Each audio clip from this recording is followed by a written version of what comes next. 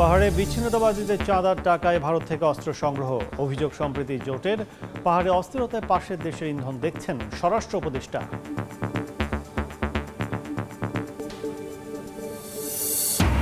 পূজার ছুটির পর প্রাণচঞ্চল বিশ্ববিদ্যালয় ক্যাম্পাস। রাকসু ও চাকসু নির্বাচনের প্রচারণায় প্রার্থীরা, আচরণবিধি মেনে চলার আহ্বান নির্বাচন কমিশনের। এবং সড়কের ভোগান্তি এড়াতে ঢাকা সিলেট রুটে চাপ বেড়েছে ট্রেনে, মিলছে না ঢাকা চট্টগ্রামের 20% টিকিটও। বগি বাড়ানো সহ নতুন ট্রেন চালুর দাবি।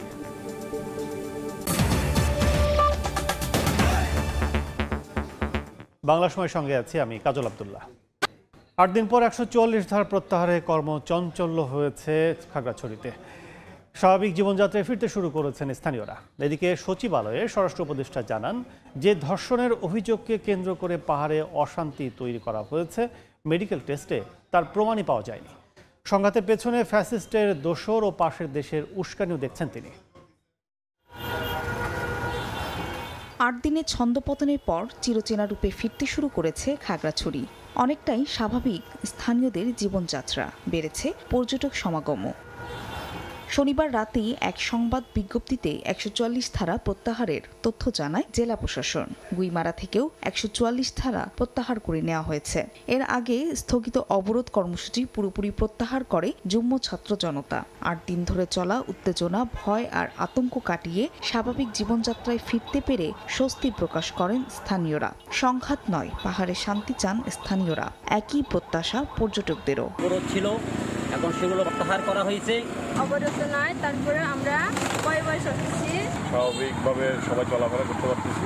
আপাতত তেমন কোনো সহিংসতা বা সমস্যা নাই। কিছুদিন সময় লাগবে হয়তো এইগুলো কাটতে। মোটামুটি আমরা আগের চেয়ে অনেক ভালো আছি। এদিকে যে ধর্ষণের ঘটনাকে কেন্দ্র করে পাহাড়ি তুলকালাম মেডিকেল টেস্টে তার কোনো প্রমাণই পাওয়া যায়নি বলে জানিয়েছেন স্বরাষ্ট্র উপদেষ্টা।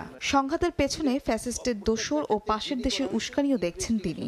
রোববার দুপুরে সচিবালয়ে সংবাদ সম্মেলনে এসব কথা বলেন স্বরাষ্ট্র উপদেষ্টা। যে ধর্ষণের ঘটনা নিয়ে এত তুলকামাল কাণ্ড হয়েছে, মেডিকেল রিপোর্টে সেই ধর্ষণের কোনো আলামতেই পাওয়া যায়নি। ফ্যাসিস্ট ও তাদের সহযোগীরা সাম্প্রদায়িক উস্কানি ও সহিংসতার সৃষ্টির পায়তারা করেছিল। 23 সেপ্টেম্বর এক মারমা কিশোরীকে ধর্ষণের অভিযোগ এনে যুগ্ম ছাত্র জনতার ব্যানারে সড়ক অবরোধ কর্মসূচিতে উত্তাল হয়ে ওঠে খাগড়াছড়ি। 27 সেপ্টেম্বর থেকে 144 ধারা জারি করে প্রশাসন।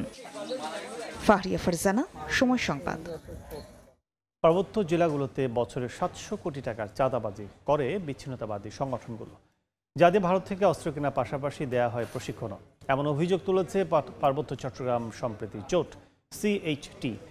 পার্বত্য অঞ্চলকে অশান্ত বিচ্ছিন্ন করতে দেশি বিদেশি ষড়যন্ত্র চলছে বলেও দাবি তাদের।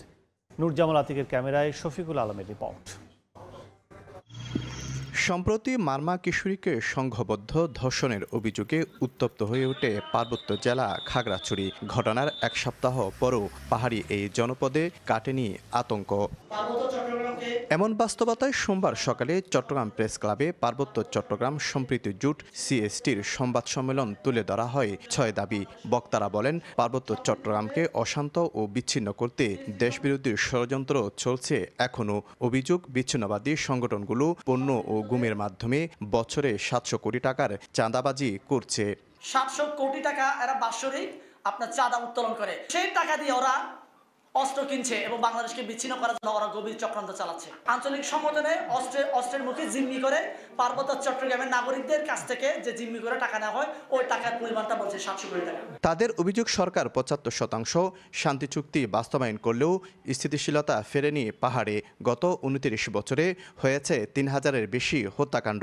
অতীতে যে সমস্ত সন্ত্রাসী কার্যক্রম, চাঁদাবাজি, গুম, খুন ইত্যাদি যে সমস্ত অপকর্ম কাজ করেছেন এবং করে যাচ্ছেন, বিশেষ করে পার্বত্য চট্টগ্রাম আঞ্চলিক সংগঠন ইউপিডিএফ জেএসকে আমি বলতে চাই, আপনাদের সমস্ত অপকর্মগুলো ত্যাগ করতে হবে এবং রাষ্ট্রবিরোধী, দেশবিরোধী, ভিনদেশী এজেন্সি নিয়ে আপনাদের যে সমস্ত প্রজেক্ট নিয়ে কাজ করতেছেন, পার্বত্য চট্টগ্রামে এই সমস্ত কাজগুলো আপনারা প্রত্যাহার করতে হবে। আমরা চাই পার্বত্য চট্টগ্রামের সম্প্রীতি আসুক, পার্বত্য চট্টগ্রামের মানুষ, পাহাড়ি, বাঙালি সকলে মিলেমিশে বসবাস করুক এবং পার্বত্য চট্টগ্রামের সকল প্রকার উন্নয়ন কর্মকাণ্ড সরকার করুক। ইউপিডিএফ ও জেএসএসকে দেশবিরোধী কর্মকাণ্ড বন্ধের দাবি জানান তারা। শফিকুল আলম, সময় সংবাদ, চট্টগ্রাম। পূজার ছুটির পর খুলেছে বিশ্ববিদ্যালয়, প্রাণচাঞ্চল্য ফিরেছে ক্যাম্পাসে। হলে ফিরেই প্রচারণায় নেমেছেন রাকসু ও চাকসু নির্বাচনের প্রার্থীরা।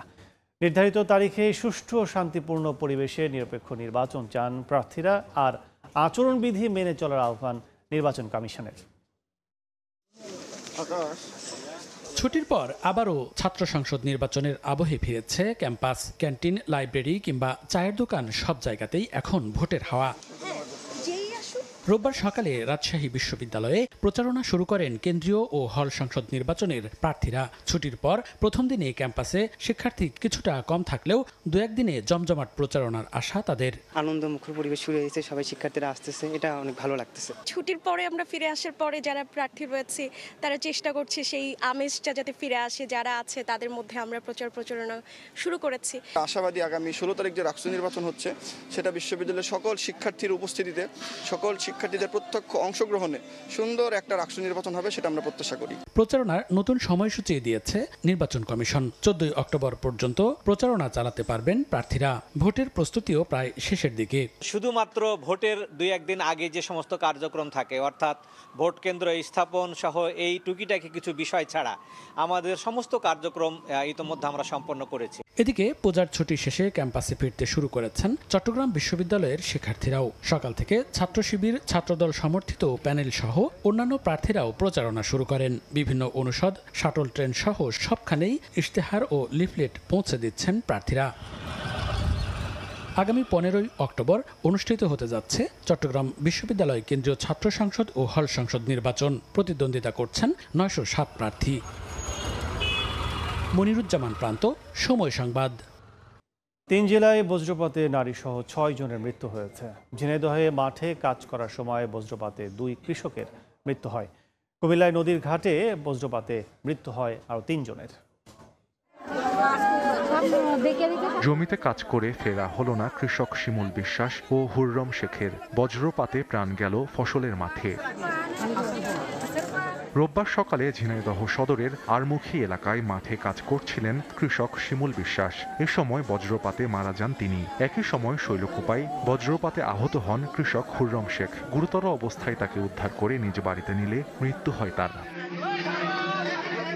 এদিকে কুমিল্লার হোমনার ভবানীপুরে খেয়াঘাটে নৌকার জন্য অপেক্ষা করছিলেন যাত্রীরা। হঠাৎ শুরু হয় বজ্রপাত।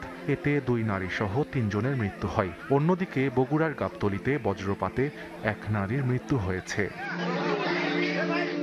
এছাড়া ভোরে ঠাকুরগাঁওয়ের বালিয়াডাঙ্গি উপজেলার 8টি এলাকায় কয়েক মিনিটের ঝড়ে লণ্ডভণ্ড হয়ে যায় ঘরবাড়ি ও গাছপালা।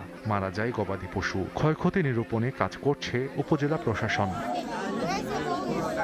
সাহাল আব্দুল্লাহ আলভি, সময় সংবাদ। সিলেটবাসীর ভোগান্তির আরেক নাম ট্রেন যাত্রা। সড়কের বেহাল দশার কারণে রেল ভ্রমণ বেছে নিতে গিয়ে ব্যর্থ হচ্ছেন বেশিরভাগ যাত্রী। সিলেট থেকে ঢাকা ও চট্টগ্রাম রুটে চাহিদার তুলনায় 20 ভাগ টিকিটও দিতে পারছে না কর্তৃপক্ষ। বগি বাড়ানোর পাশাপাশি নতুন ট্রেন চালু না হলে সমস্যার সমাধান সম্ভব নয় বলে জানিয়েছে রেল কর্তৃপক্ষ। ইকরামুল কবিরের রিপোর্ট, ছবি তুলেছেন নওশাদ আহমদ চৌধুরী। সিলেট থেকে ঢাকা ও চট্টগ্রাম রুটে প্রতিদিন 6 জোড়া ট্রেন চলাচল করে। ছুটিতে সিলেট বেড়াতে এসে যাতায়াতের ভোগান্তিতে পড়েন পর্যটকরা। সিলেট ঢাকা মহাসড়কের ভঙ্গুর দশার পাশাপাশি সড়কে দীর্ঘ যানজট লেগে থাকে। 5 থেকে 6 ঘন্টার যাত্রা 12 থেকে 14 ঘন্টা লেগে যায়। ফলে ঢাকা ও চট্টগ্রাম যাতায়াতে রেল ভ্রমণ বেছে নিতে গিয়ে বিপাকে পড়েন যাত্রীরা। ট্রেনের টিকিট বিক্রি হয়ে যায় অনেক আগে, কাউন্টারে মিলে না টিকিট। 9 তারিখ পর্যন্ত চট্টগ্রামে টিকিট নাই। রেল স্টেশনে আসছিলাম ঢাকায় যাওয়ার জন্য টিকিট নেওয়ার জন্য, এখন টিকিট পাই না। রাস্তাঘাট খারাপ হওয়ার কারণে বাস পাওয়া যাচ্ছে না, বাস না পাওয়ার জন্য টিকিট পাওয়া যাচ্ছে না, মানুষ যেতে পারছে না। অতি জরুরিভাবে বগি বাড়ানো দরকার। সিলেট থেকে ঢাকাগামী কালনী, জয়ন্তিকা, পারাবত ও উপবন এবং চট্টগ্রামগামী পাহাড়িকা ও উদয়ন, এই 6টি ট্রেন যাতায়াত করে। প্রতি ট্রেনে গড়ে 3.5 থেকে 4 হাজার যাত্রী যেতে পারেন। সিলেট স্টেশন থেকে ঢাকা ও চট্টগ্রামগামী যাত্রীদের টিকিটের চাহিদার 20 ভাগও পূরণ করা সম্ভব হচ্ছে না। ফলে যাত্রীরা চরম ভোগান্তির মধ্যে পড়েছেন। গতকালও আসছিলাম, আজকেও আসছি, এখনও টিকিট করতে পারি নাই। যেহেতু বাই রোডের অবস্থা খুবই খারাপ, 12 ঘন্টা 14 ঘন্টা লাগে, সেই জন্য ট্রেনের উপর প্রচণ্ড যাত্রী চাপ। যেজন্য আমরা অতিরিক্ত বগি লাগাইছি, কিন্তু লাগানোর পরেও আমরা সামাল দিতে পারতেছি না। এই জন্য আমাদের এটা প্রয়োজন হলো যে একটা স্পেশাল ট্রেন প্রতিদিন সিলেট টু ঢাকা। 2023 সালে ঢাকা সিলেট ঢাকা রুটে চালুর জন্য নতুন বিরতিহীন আন্তনগর ট্রেন টাঙ্গুয়া এক্সপ্রেস নামে একটি বিশেষ ট্রেন চালুর সিদ্ধান্ত নেওয়া হয়। যাত্রীদের যাতায়াতের সুবিধার্থে ও অর্থনৈতিক কার্যাবলী বাড়ানোর লক্ষ্যে আন্তনগর ট্রেনের সময়সূচিও অনুমোদন হয়, কিন্তু ট্রেনটি আজও রেলপথে ওঠেনি। ইকরামুল কবির, সময় সংবাদ, সিলেট। আরও থাকছে, শেরপুরে কৃত্রিম সার সংকট তৈরির অভিযোগ, উৎপাদন খরচ বাড়ায় লোকসানের শঙ্কায় চাষিরা, কারসাজিতে জড়িতদের বিরুদ্ধে ব্যবস্থা নেওয়ার হুঁশিয়ারি। হানি ট্র্যাপের মাধ্যমে অপহরণের একদিন পর সাভারে এক সরকারি কর্মকর্তাকে উদ্ধার করা হয়েছে। এই ঘটনায় আটক করা হয়েছে চক্রের 4 সদস্যকে। পুলিশ জানায় বাগেরহাটের চিতলমারী উপজেলার স্বাস্থ্য কমপ্লেক্সের পরিবার পরিকল্পনা কর্মকর্তা সাভারের হানি ট্র্যাপ চক্রের সদস্য মোহনার ফাঁদে জড়িয়ে পড়েন। বৃহস্পতিবার কৌশলে মেহেদীকে সাভারের জামসিং এলাকায় এনে মুক্তিপণ হিসেবে 5 লাখ টাকা দাবি করে চক্রের সদস্যরা। ভুক্তভোগী পরিবার বিষয়টি পুলিশকে জানালে শনিবার সন্ধ্যায় জামসিং এলাকা থেকে মোহনা সহ চক্রের 4 জনকে আটক করা হয়। উদ্ধার করা হয় মেহেদী হাসানকেও। জব্দ করা হয় অপহরণের কাজে ব্যবহৃত একটি লেগুনা গাড়িও। নরসিংদীতে পরিবহনে চাঁদাবাজির অভিযোগে 2 জনকে আটকের জেরে পুলিশের ওপর হামলার ঘটনায় 7 জনকে গ্রেফতার করা হয়েছে। শনিবার জেলা শহরে চাঁদা আদায়ের সময় 2 জনকে আটক করায় পুলিশের ওপর হামলা করে দুর্বৃত্তরা। এতে গুরুতর আহত হন অতিরিক্ত পুলিশ সুপার মোহাম্মদ আনোয়ার হোসেন শামিল। রাতেই শহর পুলিশ ফাঁড়ির ইনচার্জ সোহেল আহমেদ বাদী হয়ে 5 জনের নাম সহ অজ্ঞাত আরও 25 থেকে 30 জনের বিরুদ্ধে মামলা করেন। পরে রাত থেকে সকাল পর্যন্ত অভিযান চালিয়ে 7 জনকে গ্রেফতার করা হয়।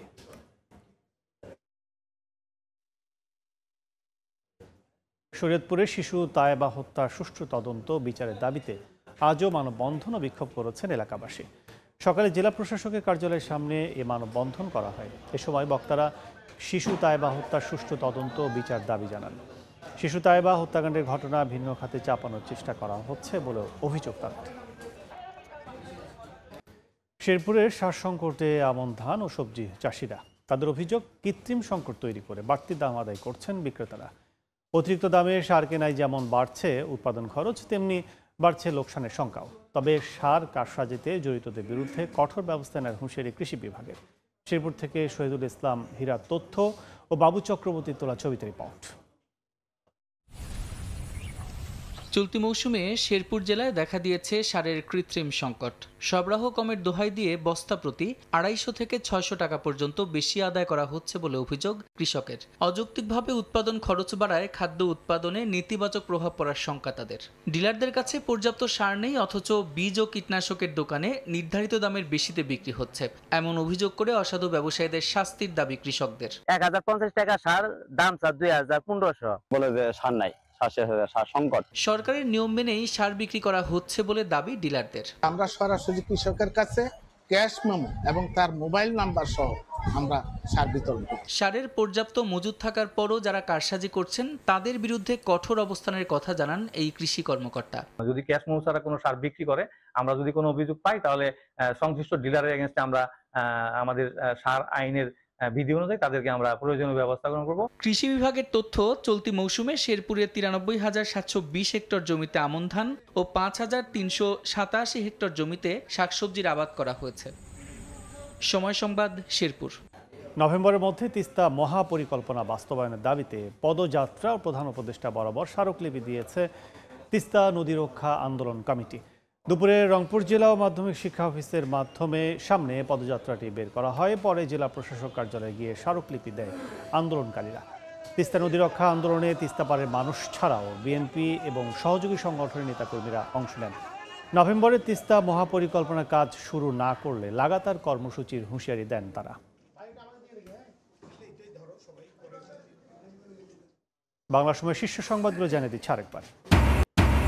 পাহাড়ে বিচ্ছিন্নতাবাদীদের চাঁদার টাকায় ভারত থেকে অস্ত্র সংগ্রহ, অভিযোগ সম্প্রীতি জোটের। পাহাড়ে অস্থিরতায় পাশের দেশের ইন্ধন দেখছেন স্বরাষ্ট্র উপদেষ্টা।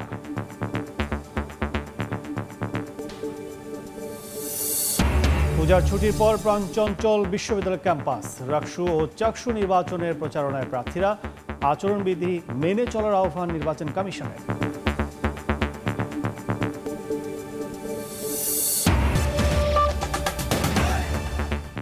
এই ছিল বাংলার সময়। এরপর সন্ধ্যার সময়ের সঙ্গে থাকবেন গোলাম রাব্বি। কাজল, আপনাকে ধন্যবাদ। সন্ধ্যার সময় নিয়ে ফিরছি কিছুক্ষণ পর, সঙ্গেই থাকুন সময়।